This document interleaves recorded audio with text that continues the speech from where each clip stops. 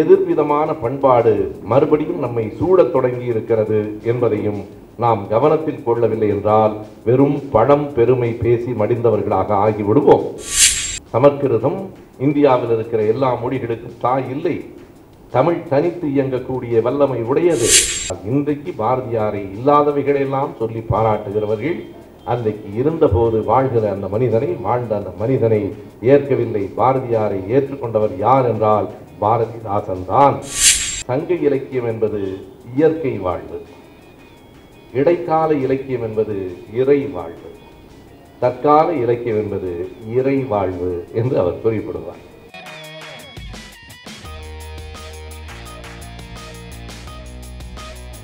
திராவிட இயக்க அரசியலின் கலை இலக்கிய மைய புள்ளி என்று நான் கருதுவது புரட்சி கவிஞர் பாரதிதாசன் அவர்களைத்தான். இது வெறும் பாராட்டு உரை அன்று, அதற்கான காரணங்கள் இருக்கின்றன. கவிதை தளத்தில் மட்டுமல்ல, நாடகத்தில், திரைப்படத்தில், அனைத்திலும் முதலில் திராவிட இயக்கம் காலூன்றுவதற்கு காரணமாக இருந்தவர் புரட்சி கவிஞர் பாரதிதாசன் தான். எனவே இந்த இரண்டு காரணங்களின் அடிப்படையில் நான் இந்த தலைப்பினை இன்றைக்கு எடுத்துக்கொண்டிருக்கிறேன். வரலாறு என்றால் அது மிக நெடியது. அனைத்து வரலாற்று செய்திகளையும் ஒரே மேடையில் ஒரே அமர்வில் பகிர்ந்து கொண்டு விட முடியாது என்பதை நான் அறிவேன். திராவிட இயக்கத்தினுடைய கலை இலக்கிய வரலாறு முழுவதையும் சொல்லிவிட முடியாது. எனவே நான் இரண்டாக பிரித்து கொண்டு முதல் பகுதியை பற்றி மட்டுமே இன்றைக்கு உரையாற்றுகிறேன். முதல் பகுதி என்பது 1917ஆம் ஆண்டு தொடங்கி 67 வரையில், அதாவது திமுக கழகம் ஆட்சிக்கு வந்த அந்த கட்டம் வரையில் என்றால் 50 ஆண்டுகளினுடைய வரலாறு. முதல் 50 ஆண்டுகளில் இருக்கிற அந்த வரலாற்று செய்திகளுக்கு ஏறத்தாழ 70-80 நூல்கள் நான் அறிந்த வரையில் வந்திருக்கின்றன. ஒரு 10-12 நூல்களையாவது நம்முடைய தோழர்கள் படிக்க வேண்டும். அதில் நான் மிகச் சிறப்பாக நான் எண்ணுகிற நூல் கோவையைச் சேர்ந்த இரா பாவேந்தன் தொகுத்திருக்கிற கருப்பு சிவப்பு இதழியல், கருப்பு சிவப்பு சினிமா என்கிற 2 புத்தகங்கள். திராவிட இயக்கத்தின் கலை இலக்கியம் என்ன தாக்கத்தை ஏற்படுத்தியது என்பதுதான் மிக முதன்மையானது. திராவிட இயக்கத்தினுடைய கலை இலக்கியத்தை நான் ஒரு எதிர் பண்பாட்டை உருவாக்கிய ஒன்று என்று நான் குறிப்பிடுகிறேன். எதிர் பண்பாடு என்கிற சொல் மிக முதன்மையானது. ஒரு விதமான எதிர்வினைதான். ஏற்கனவே இங்கே இலக்கியம் இருந்தது, கலைகள் இருந்தன. ஆனால் அவை அனைத்தும் எதை சார்ந்து இருந்தன? அதிலிருந்து எங்கே மீட்டெடுத்தது திராவிட இயக்கம் என்பது கேள்வி. 3 விதமான பண்பாடுகளை தமிழகம் வரலாற்றில் கலை இலக்கிய துறையில் சந்தித்திருக்கிறது. மறைந்த பேராசிரியர் சஞ்சீவி அவர்கள், என்னுடைய ஆசிரியர், வகுப்பிலேயே அவர் குறிப்பிட்டு சொல்லுவார். அந்த 3 பண்பாட்டுக்கும் மிக சுருக்கமாக 3 பெயர்களை அவர் வைத்து குறிப்பிடுவார். சங்க இலக்கியம் என்பது இயற்கை வாழ்வு, இடைக்கால இலக்கியம் என்பது இறை வாழ்வு, தற்கால இலக்கியம் என்பது இறை வாழ்வு என்று அவர் குறிப்பிடுவார். மூன்றாவதாக அவர் இறை வாழ்வு என்று சொல்லுவது கூட இதனை குறைத்து மதிப்பிடுவதற்காக இல்லை. இறை வாழ்வு என்பது ஆன்மீகம் சார்ந்ததென்றால், இறை வாழ்வு என்பது நடப்பு யதார்த்த பொருளியல் சார்ந்தது என்பதற்காகத்தான். எனவே சங்க வாழ்வு, சங்க இலக்கியம் என்பது முழுக்க முழுக்க இயற்கை சார்ந்த வாழ்வு, இயற்கையோடு இணைந்த ஒரு வாழ்க்கை. அதற்கு உள்ளே பிறகு வேறு வேறு விதமான உள்ளீடுகள், ஊடுருவல்கள் நிகழ்ந்தன என்பது உண்மைதான். தொல்காப்பியத்திலேயே அந்த ஊடுருவல் தொடங்கிற்று. திருக்குறளிலும் அங்கும் இங்குமாக சில சொற்கள், வடமொழி சொற்களை பார்க்கிறோம். பிறகு கடப்பர் காலம், பல்லவர் காலத்துக்கு வருகிற போது தமிழ் பண்பாடு காணாமல் போகிற நிலையையும் பார்க்கிறோம். ஆனாலும் சங்க காலம் ஒரு இயற்கை வாழ்வு என்றால், இடைக்காலம் முழுக்க முழுக்க இறைமை சார்ந்து எழுதப்பட்ட இலக்கியங்கள். அதனை நாம் பக்தி இலக்கிய காலம் என்று சொல்லுகிறோம். அந்த பக்தி இலக்கியங்களினுடைய தொடர்ச்சி 19ஆம் நூற்றாண்டின் இறுதி வரையில் இருந்தது. 19ஆம் நூற்றாண்டின் இடையிலே சில கலக குரல்கள் எழுந்தன. சமஸ்கிருதம் இந்தியாவில் இருக்கிற எல்லா மொழிகளுக்கும் தாய் இல்லை. தமிழ் தனித்து இயங்கக்கூடிய வல்லமை உடையது. 20ஆம் நூற்றாண்டின் தொடக்கத்துக்கு பிறகுதான் மறுபடியும் இன்னொரு எதிர் பண்பாடு கிடைத்தது. இந்த எதிர் பண்பாடு என்ன செய்தது? முதலில் நண்பர்களே, இருந்த பண்பாட்டுக்கு எதிராக வினையாற்றுவதுதான் எதிர்பண்பாடு. இது போலியானது என்றோ தரம் குறைவானது என்றோ கருத வேண்டியதில்லை. நான் இப்படி சொல்லுகிறேன். ஆரிய பண்பாட்டுக்கு எதிராக திராவிட பண்பாடு, அடிமைத்தனத்துக்கு எதிராக சுயமரியாதை, வெள்ளைக்கு எதிராக கருப்பு, வெறும் மரக்கறி உணவுக்கு எதிராக புலால் உணவு, பகவத்கீதைக்கு எதிராக திருக்குறள், கர்நாடக இசைக்கு எதிராக தமிழ் இசை என்று ஒவ்வொரு துறையிலேயும் ஒரு எதிர் பண்பாட்டை நிறுவிய இயக்கம் திராவிட இயக்கம். அதுதான் அடிப்படையான செய்தி. ஒவ்வொரு துறையிலும் ஒரு எதிர் பண்பாட்டை நிறுவிய அந்த இயக்கம் அதனை வளர்த்தும் எடுத்தது. அது ஒரு விதமான எதிர் நீச்சல். ஒற்றை வரியில் சொல்ல வேண்டுமானால் இன்னொரு எதிர் பண்பாட்டை இந்த மண்ணில் அது நிறுவிற்று. எல்லாம் கடவுளிடமிருந்து தொடங்குகிறது என்பதை மாற்றி எல்லாம் உழைப்பிலிருந்து தொடங்குகிறது, மனிதனிடமிருந்து தொடங்குகிறது என்கிற ஒரு உணர்வை உருவாக்கிய இயக்கம் திராவிட இயக்கம். அந்த பண்பாட்டை திராவிட இயக்கம் விதைத்தது, வளர்த்தது. இன்று வரைக்கும் அது வளர்ந்து கொண்டிருக்கிறது. ஆனால் மறுபடியும் ஒரு தொய்வு ஏற்படுவதற்கான கட்டம் ஏற்பட்டிருக்கிறது என்பதையும், எதிர்விதமான பண்பாடு மறுபடியும் நம்மை சூழத் தொடங்கி இருக்கிறது என்பதையும் நாம் கவனத்தில் கொள்ளவில்லை என்றால் வெறும் பணம் பெருமை பேசி மடிந்தவர்களாக ஆகிவிடுவோம்.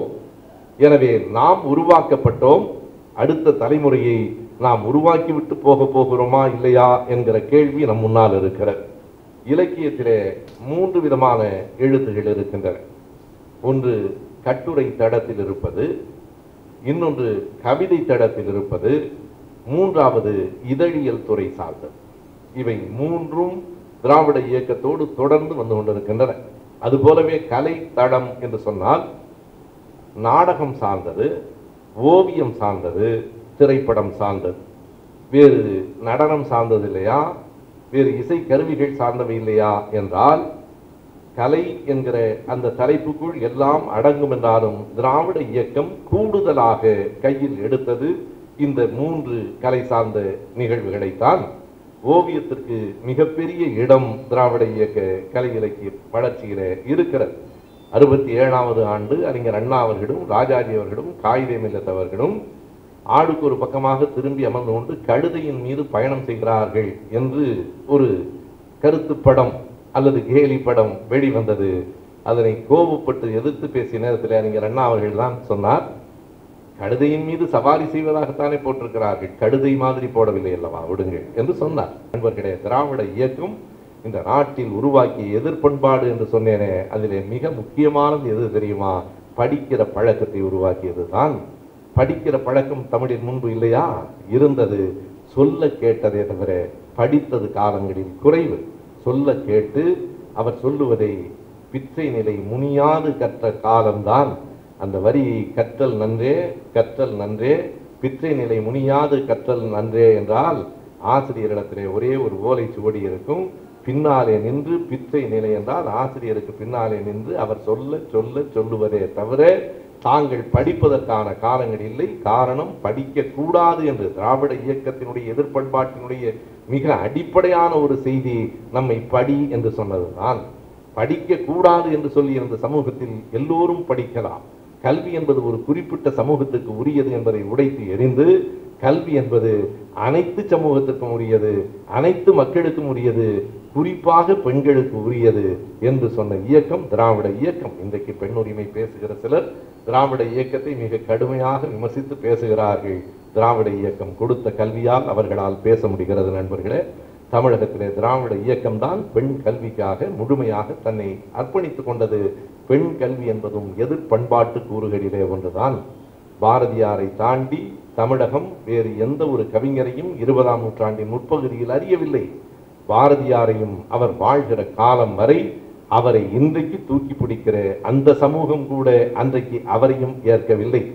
கடையத்திலே சாதி விலக்கம்தான் செய்யப்பட்டிருந்தார் பாரதியார் என்பதை மறந்துவிடக் கூடாது. பல செய்திகள் இன்றைக்கு புதிதாகவும் புனைந்தும் திரித்தும் சொல்லப்படுகின்றன.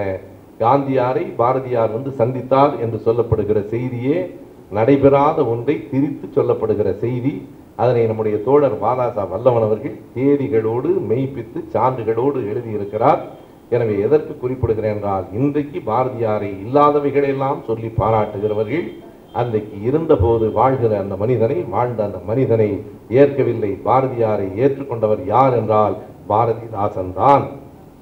தன்னுடைய பெயரை கூட ஏன் நீங்கள் தாசன் என்று வைத்துக் கொள்ளுகிறீர்கள் என்று கேட்டபோது, எனக்கு தெரியும் தாசன் என்றால் அடிமை என்று தெரியும், ஆனாலும் நான் தெரிந்துதான் வைத்திருக்கிறேன். ஐயரை பற்றி உங்களுக்கெல்லாம் தெரியாது. கடைசி வரைக்கும் யாரை கடுமையாக பாரதிதாசன் தாக்கினாரோ அவர்களை உயர்த்தி ஐயர் என்றுதான் பாரதியாரை இறுதி வரையிலே அவர் சொன்னார். எனவே பாரதியாரினுடைய வரிகளிலே இருந்த அந்த அழுத்தம், அந்த எளிமை, அந்த வேகம் கவிதை உலகத்தை ஒரு புது இடத்திற்கு கொண்டு போயிற்று என்பது உண்மைதான். திராவிட இயக்க தலைவர்கள், எழுத்தாளர்கள், கலைஞர்கள் உள்ளே போகிற வரையில் தமிழில் வந்த அத்தனை திரைப்படங்களும் முழுக்க முழுக்க புராணிக படங்கள் தான்.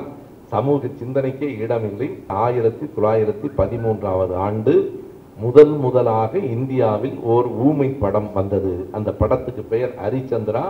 அதனை தயாரித்தவர் மும்பையில் இருக்கிற தாதா பாபா சால் என்கிற அவர்தான். அவருடைய பெயரில் தான் இப்போதும் விருதுகள் கொடுக்கப்படுகின்றன. அது 1913.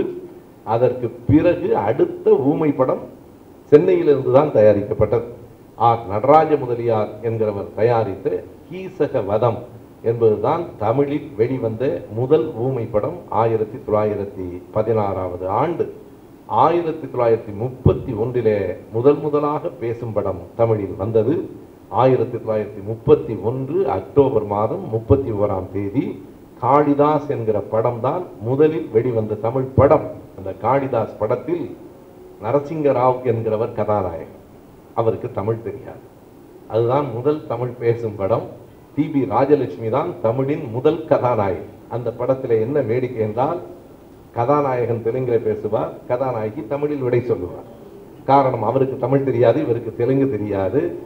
இந்த குரல் மாற்று டப்பிங் என்பதெல்லாம் பின்னாலே வந்தது. முதல் குரல் மாற்று படத்தை ஏவிஎம் நிறுவனம் தான் கொண்டு வந்தது. அது வரையில் ஒரே திரைப்படத்தில் 3-4 மொழி பேசுவார்கள். சிலர் கன்னடத்தில் பேசுவான், சிலர் தெலுங்கில் பேசுவான், சிலர் தமிழில் பேசுவான். புரிந்தவன் புரிந்த வரைக்கும் புரிந்து கொள்ளலாம், அவ்வளவுதான். என்ன அதிசயம் என்றால், என்ன மொழி பேசப்படுகிறது என்பதை பற்றி கவலை இல்லை, பேசுகிறதே, திரை பேசுவதே அதிசயம். எந்த மொழியில் பேசினால் என்ன என்று பார்த்து கொண்டிருந்த காலம் 1936 முதலாக திராவிட இயக்க எழுத்தாளர்களில் திரையுலகத்திற்கு போனவர் பாரதிதாசன் தான். அந்த படத்துக்கு என்ன பெயர் தெரியுமா? பாலாமணி அல்லது பக்கா திருடன். இதுதான் பாரதிதாசன் பாடல்கள் எழுதிய முதல் படம். அப்போதெல்லாம் ஒரு மரபு உண்டு, எல்லாவற்றுக்கும் 2 தலைப்பு வைப்பது. நீ முடிவு செய்து கொள். திருவிக்காவினுடைய புத்தகமே முருகன் அல்லது அழகு அல்லது போட்டு தான் எழுதுவார்கள். பாலாமணி அல்லது பக்கா திருடன். திராவிட இயக்கம் சார்பாக வந்த முதல் நாடகமே சரச கமலா அல்லது சுயமரியாதையின் வெற்றி, இரணியன் பின்னாடி. அதுதான் முதல்ல வந்தது, வெளியே தெரியல. எனவே அப்படி வருகிற போது பாலாமணி அல்லது பக்கா திருடன் 2வது படம் பாரதிதாசன் பாட்டு எழுதினார். வாராவினுடைய கதை வசனம். அந்த படத்தினுடைய பெயர் என்ன தெரியுமா? ராமானுஜர். 2 படத்திலும் பாரதிதாசன் எழுதிய பாடல்கள் அனைத்தும் பக்தி பாடல்கள். இதை நாம் அடிக்கோடிட்டுக் கொள்ள வேண்டும். 37 வெளிவந்த சதி லீலாவதியிலே தான் நண்பர்களே, அந்த பாலாமணி அல்லது பக்கா திருடன் படத்தில் மதுரை ஒரிஜினல் பாய்ஸ் கம்பெனியிலே இருந்து ஒருவர் நடிக்க வந்தார். அவரும் அவருக்கு பின்னால் வந்த இன்னொரு நடிகரும் தான் திராவிட இயக்கத்திற்காக பெரிய தாக்கத்தை திரையுலகில் உருவாக்கினார்கள். முதலில் உள்ளே வந்த அந்த நடிகரின் பெயர் கிருஷ்ணன் என்பது நம்முடைய மொழியில் சொன்னால் கலைவாணர் என்று சொல்ல வேண்டும். கலைவாணர் தான் எம்ஜிஆரை மாற்றியவர். அதற்கு பிறகு கலைஞர் எம்ஜிஆரை செழுமைப்படுத்தியவர். இவர்கள் 2 பேரும் இல்லையென்றால் எம்ஜிஆர் இல்லை. எம்.ஆர். ராதா அவர் வந்ததற்கு பிறகு இன்னமும் வேகமாக மாறிற்று. நண்பர் மதிவானன் தான் சொல்லுவார், திராவிட இயக்க கலைஞர்களிலே கலைவாணர் பெரியாரின் கழுத்தில் விழுந்த மாலை என்றால் எம்.ஆர். ராதா கையில் இருந்த வாழ் என்று சொல்லுவார். எம்.ஆர். ராதாவை போல நான் சொல்ல வேண்டும். நாடகத்தினுடைய வரலாறு சொல்லுகிற போது நான் குறிப்பிடுகிறேன், இரத்த கண்ணீர் அளவுக்கு அத்தனை முறை அரங்கேற்றப்பட்ட நாடகம் தமிழில் இல்லை. எவ்வளவு முறை தெரியுமா? 3021 முறை இரத்த கண்ணீர் அரங்கேற்றம்.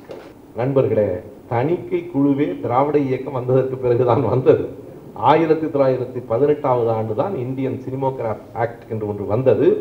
1920 முதலாக தணிக்கை குழு அமைக்கப்பட்டது. 4 நகரங்களில் அமைக்கப்பட்டது. கொல்கத்தா, அன்றைக்கு கல்கத்தா, பம்பாய், சென்னை, ரங்கூன். ஏனென்றால் பர்மா அன்றைக்கு இந்தியாவோடு இருந்தது. 4 நகரங்களில் 1920 தணிக்கை குழு நியமிக்கப்பட்டது. அதில் ரங்கூனும் ஒன்று. எனவே நமக்காகத்தான் தணிக்கை குழுவே வந்தது. அதிலும் குறிப்பாக எம்.ஆர். ராதா படங்கள் நாடகங்கள் எங்கே அரங்கேறினாலும் அதற்கு ஏற்கனவே தடையை அவர்கள் காவலர்கள் வைத்துக் கொண்டு நிற்பார்கள். இந்த நாடகம் தடை செய்த உடனே அடுத்த நாள் வேறு பெயரில் ஒரு நாடகம் அங்கே நடக்கும். இதே நாடகம் தான் அங்கே நடக்கும். பெயரை மட்டும் அவர் மாற்றுவார், ஆனால் நாடகம் அதே நாடகம்தான்.